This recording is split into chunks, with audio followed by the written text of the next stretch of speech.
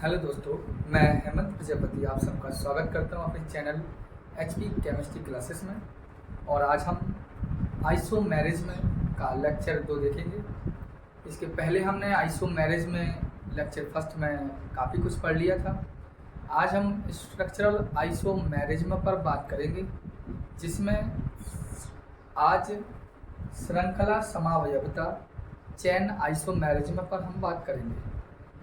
लेकिन चैन आइसोमेरिज्म में समझने से पहले आप लेक्चर फर्स्ट अवश्य देखें, इसके पश्चात लेक्चर दूसरा आप देखें, क्योंकि यदि आपका लेक्चर फर्स्ट क्लियर होगा तो आपका लेक्चर सेकंड आपको सबसे अच्छा लगेगा। तो चलिए गाइस, हम बात करते हैं श्रृंखला समावयवता की। तो श्रृंखला समावयवता क्या है, किसे कहते हैं श्रृंखला समावयवता? तो एक तो बात आप लेक्चर फर्स्ट में पढ़ चुके हैं कि समावयवता का मतलब होता है molecular formula same but structural formula difference. उसी को हम बोलते हैं समावयवता। मतलब अणु सूत्र समान हों और संरचना सूत्र अलग अलग हों, तो ऐसे को हम समावयवी कहते हैं। और ये जो घटना होती है इसको हम समावयवता कहते हैं। तो बात करते हैं श्रृंखला समावयवता। तो आपको कॉमन सी बात कर दूं श्रृंखला समावयवता पर। तो यहाँ होता क्या है, यहाँ पर कार्बन परमाणु की श्रृंखला में भिन्नता आती है। सर आती है, कार्बन परमाणु की श्रृंखला में भिन्नता होती है। अर्थात प्रक्रिया वही होगी कि अणु सूत्र जो होगा, जो आपका मॉलिक्यूलर फॉर्मूला होगा वो सेम होगा, अर्थात समान होगा, लेकिन जो कार्बन परमाणु की श्रृंखला होगी उसमें भिन्नता पाई जाएगी श्रृंखला समावयवता। जैसे कि हम एग्जांपल में बात कर दें आपके C4H10 एक मॉलिक्यूलर फॉर्मूला लिया हमने। C4H10 एक मॉलिक्यूलर फॉर्मूला लिया हमने और इसकी श्रृंखला समावयवी हम बनाएंगे। तो C4H10 की श्रृंखला समावयवी आप देखें तो बनाने का मेरी तरफ देना C4 अर्थात कार्बन 4 है। यहाँ ब्यूटेन की बात होगी किसी।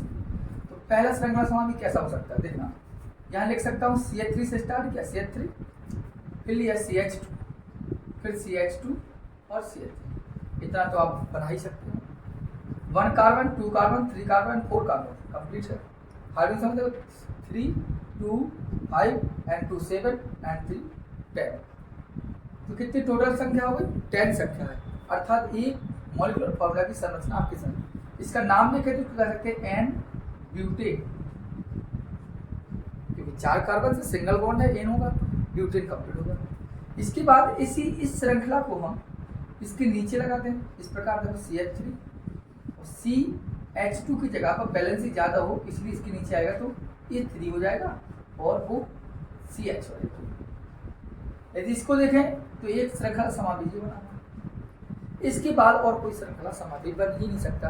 तो आप देखें C4H10 की 2 श्रृंखला समावयवी, एक एन ब्यूटेन और एक 2 मेथिल प्रोपेन, ये बनेगा। तो कहने का मतलब मेरा यह है कि अणु इन दोनों की अणु सूत्र C4H10 ही है, बट दोनों के श्रृंखला समावयवी दोनों अलग अलग है।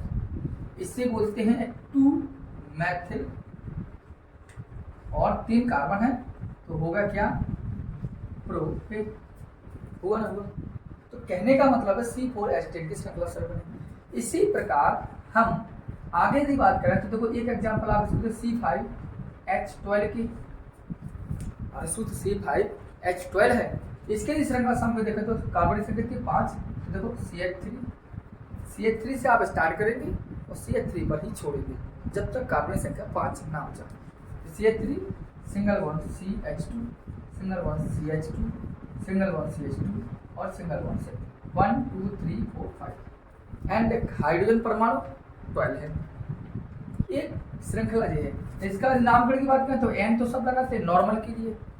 कार्बन 5 है तो क्या हुआ, N पेंटेन बोलते हैं हम। कंप्लीट। इसी प्रकार एक श्रृंखला समावयवी और ही बन सकता है। इसका कैसे बन सकता है, CH2 को आप इसके ऊपर लगाइए, मतलब इसके नीचे। तो CH3 अब क्या होगा, जी वाला CH2 आपका जाके क्या होगा अब यहाँ पर ये CH2 था, अगर इसके नीचे अब CH2 लगाया हमने और ये लगाया CH3, तो इसकी बैलेंस भी कम इसकी ज्यादा होगी, इसलिए यहाँ का हाइड्रोजन हटाया और हमने कहाँ लगा दिया, तो हो गया ना 2 मैथिल ब्यूटेन हो जाएगा। ये क्या हो जाएगा 2 मैथिल और ब्यूटेन हो जाएगा आपका। इसी प्रकार की एक थर्ड समावेशी बना भी सकते हैं। कैसे?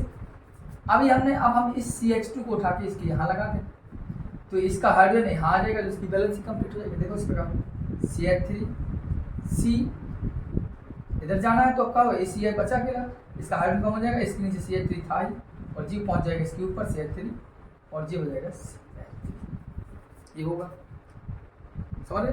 तो आप देखते हैं कि C4H10 की केवल 2 श्रृंखला समावि बने और C5H12 की 3 श्रृंखला समावि पृथ्वी। कहने का मतलब है कि श्रृंखला समावि में आप देखते हैं अनुसूत्र वही है बट श्रृंखलाएं अलग अलग हैं। जब अणुसूत्र एक ही हो और श्रृंखलाएं अलग अलग हों तो ऐसे को बोला जाता है श्रृंखला समावयवी, चेन आइसोमर। ठीक, तो इसका नामकरण यदि हम देखें तो कहीं से भी लेना 1 2 3 और दूसरे पे छूटना दूसरे पर, अर्थात 2,2 डाई और 2 मैथिल ग्रुप तो 2 डाई मैथिल और 3 कार्बन, तो आपका हो जाएगा प्रोपेन। ये आपका इस प्रकार कंप्लीट होगा। कहने का मतलब मेरा यह है कि अणुसूत्र दोनों के आप देख सकते हैं, कार्बन की संख्या बढ़ेगी श्रृंखला समावि बढ़ेंगे, कार्बन की संख्या कम होगी श्रृंखला समावि कम होंगे। तो आपने देखा कि श्रृंखला समावि की हमने बात की, आप इनको नोट कर लीजिए।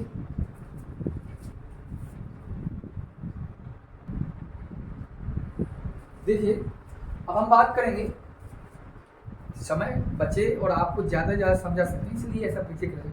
हम देखते हैं स्थान समावयवता पर, तो स्थान समावयवता कैसी होगी और क्रियात्मक समावयवता कैसी होगी। तो सबसे पहले हम बात कर लें स्थान समावयवता पर, पोजीशन आइसोमेरिज में होता क्या है। तो यहाँ पर क्या होगा प्रक्रिया स्थान समावयवता में, थोड़ा ध्यान देना। यहाँ पर होता क्या है, कार्बन श्रृंखला समान होती है, यहाँ कार्बन श्रृंखला क्या रहेगी, यहाँ समान। अब डिफरेंस क्या होगा यहाँ पर कैसे पता चलेगा, तो कार्बन श्रृंखला समान होगी लेकिन क्या होगा कि द्विबंध जहां हो या कोई त्रिबंध हो या कोई क्रियात्मक समूह हुआ, क्रियात्मक समूह, कार्बन श्रृंखला समान होगी, द्विबंध या त्रिबंध या क्रियात्मक समूह का स्थान भिन्न होगा। स्थान क्या होगा, भिन्न, क्या होगा, स्थान भिन्न होगा। कहने का मतलब मेरा है कि स्थान समावयवता में होता क्या कि कार्बन श्रृंखला सेम होगी बट द्विबंध या त्रिबंध या इसकी कोई पार्श्व श्रृंखला या क्रियात्मक समूह की स्थिति अलग अलग होगी। इस बात को आप ध्यान रखना। जैसे हम एग्जाम्पल में बात किया उदाहरण में C3H8O, ये एक अणुसूत्र लिया हमने, ठीक है, इसका श्रृंखला समावि हमने बनाने का प्रयास किया। थोड़ा ध्यान देना, C3H8O कार्बन 3 है, देखो CH3 स्टार्ट किया और CH2 गया 3 2 5 एंड 2 कार्बन और एक स्टार्ट किया CH2 2 2 4 3 7। अब देख लीजिए आपको कार्बन 3 होगा, 1 2 3 कार्बन थे, ठीक है। अब हाइड्रोजन देखो 2 2 4 3 7, हाइड्रोजन 7 हो गए, एक ऑक्सीजन परमाणु एक हाइड्रोजन परमाणु बचा है तो यहाँ पर लगाइए एक ऑक्सीजन परमाणु एक हाइड्रोजन, बस में आ गई।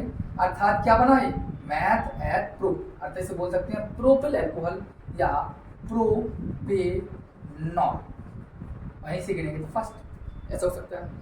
आप इसी में देख सकते हैं कि हम क्या करें, इस OH को जो हमने इसके इस कार्बन के साथ लगा दी, फर्स्ट कार्बन के साथ, फर्स्ट कार्बन, अब इसको उठा के हम सेकंड कार्बन लगा देते हैं CH3 और CH2 और यहाँ था CH2, यह लगा था। अब ये OH उठा के हम यदि इसके नीचे लगा दें सेकंड कार्बन का, तो अब जब इसकी बैलेंसी कम इसकी बैलेंसी ज़्यादा, यहाँ से हाइड्रोजन हटाया और हमने हाइड्रोजन लगाया है, ठीक। तो आप देखिए कहीं से भी कहने 1 2 3 1 2 3, अर्थात नाम हो जाएगा 2 प्रोपेनॉल। कहने का मतलब है अभी OH की स्थिति अब दूसरे नंबर पर है यहाँ OH की स्थिति फर्स्ट नंबर पर है। कार्बन श्रृंखला सेम है, अर्थात 3 कार्बन श्रृंखला देखी रूप में थी, 3 कार्बन श्रृंखला देखी रूप में थी, तो वो अभी भी है। अर्थात कार्बन श्रृंखला आपकी सेम है, बट है क्या, जब कार्बन श्रृंखला सेम है, कार्बन श्रृंखला क्या है, सेम, लेकिन क्या है, स्थान बदला है। यहाँ पर OH फर्स्ट नंबर पर लगा है और यहाँ OH सेकेंड नंबर पर लगा है। जब स्थान बदल चुका है तो इसलिए हम कह सकते हैं कि ये स्थिति समावेशी है। जैसे कि हम और भी बात कर सकते हैं आपसे, जैसे एग्जाम्पल और भी लें, C4H8, C4H8 की बात कर लेंगे। तो C4H8 में देखा कार्बन कितना है, 4 है, देखो CH3 पहला देखना, और CH2 दूसरा कार्बन, और CH और CH2। अब यहाँ लगा दीजिए डबल बॉन्ड, देखो 1 2 3 4 और 2 3 2 5 3 8 है ना, 2 3 2 5 3 8 8 हज़ार 1 2 3 4 4 कार्बन। तो अब इसका यदि आप नामकरण देखें तो यहीं से गिनेंगे 1 2 3 एंड 4, तो कितना है, 4 कार्बन हो गया, ब्यूट फर्स्ट नंबर पे इन, तो 1 इन। अब यदि इसी द्विबंध को हम उठा के यहाँ लगा दें तो इसका बॉन्ड कह सकते हैं, यहाँ जाएगा, देखो क्या हो जाएगा, CH3 और CH बचेगा यहाँ, और double bond CH, single bond CH3। तो देखो 1 2 3 4, तो क्या होगा, ब्यूट अभी भी है, बट अब कितने नंबर पर इन है, दूसरे नंबर। तो कथन केवल इतना है कि अणुसूत्र वही है, C4H8 ही। यहाँ पर कार्बन श्रृंखला में कार्बन श्रृंखला कितनी, कार्बन श्रृंखला केवल 4 वाली ही है, यहाँ भी 4 कार्बन वाली श्रृंखला है, यहाँ भी 4 श्रृंखला है। डिफरेंस केवल इतना आया है कि यहाँ पर डबल बॉन्ड फर्स्ट पर, यहाँ डबल बॉन्ड सेकंड पर, अर्थात 1 एंड 2। कार्बन की श्रृंखला क्या हो चुकी है, बदल चुकी है। और जब कार्बन श्रृंखला बदल चुकी है, तो कार्बन श्रृंखला क्या हो चुकी है, वो कार्बन श्रृंखला की स्थिति, डबल बॉन्ड की स्थिति बदल चुकी है, इस चीज को बोलते हैं स्थान समावयवता। तो स्थान समावयवता का मतलब होता है कि कार्बन श्रृंखला सेम, परंतु डबल बॉन्ड या ट्रिपल बॉन्ड या किसी पार श्रृंखला या क्रियात्मक समूह का स्थान या पोजीशन बदली होगी, उसी को बोलते हैं स्थान समावयवता। ठीक, क्रियात्मक समावयवता क्या है, क्रियात्मक समावयवता क्या होता है कि यहाँ फंक्शनल आइसो में क्या होता है कि अणुसूत्र जो होते हैं आपके वो समान होते हैं। अणुसूत्र कैसे होते हैं, समान होती हैं, ठीक है। अब अणुसूत्र समान होते हैं, परंतु भिन्न क्या होता है, परंतु इनकी क्रियात्मक समूह भिन्न होते हैं। क्या होता है, क्रियात्मक समूह भिन्न भिन्न होता है। इस तरह से पहला का मतलब है क्रियात्मक समावयवता की यदि हम बात करें तो क्रियात्मक समावयवता में होता क्या है कि अणुसूत्र समान होते हैं, परंतु क्रियात्मक समूह भिन्न भिन्न होते हैं। ठीक, थोड़ा एक लिखना। देखिए हम बात कर रहे थे क्रियात्मक समावयवता पर, तो हमने क्रियात्मक में आपको ये बताया, सबसे पहले हमने बताया था स्थान समावयवता। स्थान समावयवता क्या होता था, कार्बन श्रृंखला समान होती थी, पर द्विबंध हो या त्रिबंध हो या क्रियात्मक समूह का स्थान को बदल जाता है। अब इसके बाद हम बात कर रहे थे आपकी क्रियात्मक समावयवता पर, अर्थात फंक्शनल आइसोमेरिज पर। तो फंक्शनल आइसोमेरिज होता क्या है, तो हमने आपको लिखा क्या है कि अणुसूत्र क्या हो समान, लेकिन क्या हो क्रियात्मक समूह दोनों कैसे हो जाए, अलग अलग डिफरेंस हो दोनों क्रियात्मक समूह, अर्थात मॉलिक्यूलर फॉर्मूला सेम हो बट फंक्शनल ग्रुप जो हो वो अलग अलग हो, तब कहलाएगा वो क्रियात्मक समावयवी या क्रियात्मक समावयवता। तो ध्यान दें कौन कौन कैसे, जैसे एग्जाम्पल लिया मैंने C2H6O, ये एग्जाम्पल है आपके C2H6A, एक अणुसूत्र आपके सामने दिया है, जबकि हम इसका पहले बता भी चुका हूँ, आप फर्स्ट लेक्चर देखना आपको क्लियर हो जाएगा। अणुसूत्र आपका ही है, अगर इसका समान भी बनाए तो ध्यान देना C2H5 है, हमने कहा मैथिल ग्रुप से स्टार्ट करें आप CH3, फिर लिया हमने CH2। अब देखिए कार्बन 1 और 2, कार्बन 2 हो गए, हाइड्रोजन के 3 2 5, यहाँ कितना बचा है 6 है, मतलब एक हाइड्रोजन एक ऑक्सीजन परमाणु कम है, अर्थात एक ऑक्सीजन एक हाइड्रोजन परमाणु आपका एक आपका बना। दूसरी बात हम क्या कर सकते हैं इसमें, यदि इसी ऑक्सीजन परमाणु को उठा के हम इसको बीचों बीच रख दें तो क्या होगा, देखो CH3 और बीचों बीच आएगा O और CH2 से क्या हो जाएगा CH हुआ। ये कहने का मतलब है एक फंक्शनल ग्रुप आपका आया एल्कोहल का, एक फंक्शनल ग्रुप क्या है आपका एल्कोहल का, और एक फंक्शनल ग्रुप आपका क्या है ईथर का। तो आप खुद देखते हैं कि यहाँ पर मॉलिक्यूलर फॉर्मूला वही है C2H6O, डिफरेंस क्या है इसका, फंक्शनल ग्रुप, यहाँ एल्कोहल ग्रुप, यहाँ ऑक्सीजन परमाणु। यहाँ ऑक्सीजन परमाणु मतलब तो दो मिथाइल ग्रुप के पास केवल ऑक्सीजन परमाणु अर्थात ईथर है। तो कहने का मेरा मतलब है कि क्रियात्मक समावयवता में अणुसूत्र वही होता है और मॉलिक्यूलर फॉर्मूला क्या हो जाता है, सेम बदल जाता है। इस बात को आप ध्यान दें अच्छे से, ठीक।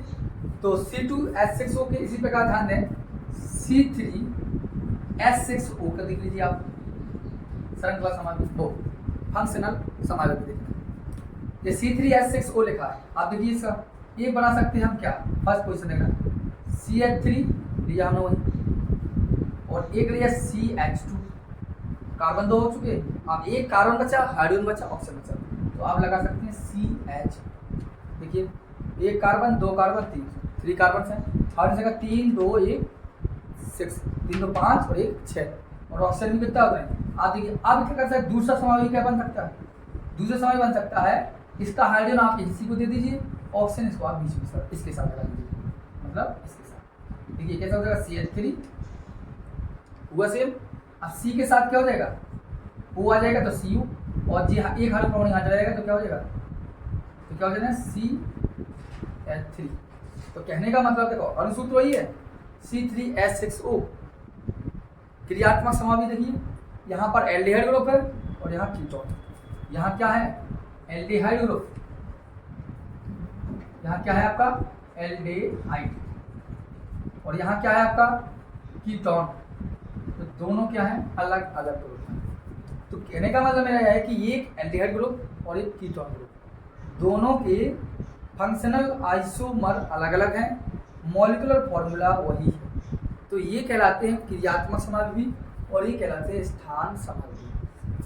दोबारा एक बार सुनना मेरी बात को, श्रृंखला समावयव में क्या होता था, केवल कार्बन श्रृंखला समान होगी, श्रृंखलाएं बदली होंगी। कार्बन श्रृंखला में क्या होगा, श्रृंखलाएं अलग अलग होंगी। स्थान समावयवता क्या होता है, डबल बॉन्ड या ट्रिपल बॉन्ड या क्रियात्मक समूह का स्थान बदला होगा, और क्रियात्मक समावयव क्या होगा, अणुसूत्र वही होगा बट क्रियात्मक समावयव अलग होगा, या तो कीटोन होगा या एल्कोहल होगा या ईथर होगा, इस प्रकार की जैसे होंगे। तो आपके जितने भी ये एग्जाम्पल हैं स्थान समावयवता और क्रियात्मक समावयव। तो इसके बाद जो लेक्चर आपका करेंगे वो करेंगे हम मध्यावयवता, जिसे हम मेटा मैरिज बोलते हैं, और इसके बाद करेंगे टोटो मैरिज, जिसे बोलते हैं चलावयवता। तो दोनों लेक्चर उसके साथ हम स्टेरियो आइसोमेरिज्म अर्थात त्रिविम समावयवता पर भी बात करेंगे, जिसमें ऑप्टिकल आइसोमेरिज्म और जियोमेट्रिकल आइसोमेरिज्म को भी हम साथ में लेंगे। तो धन्यवाद।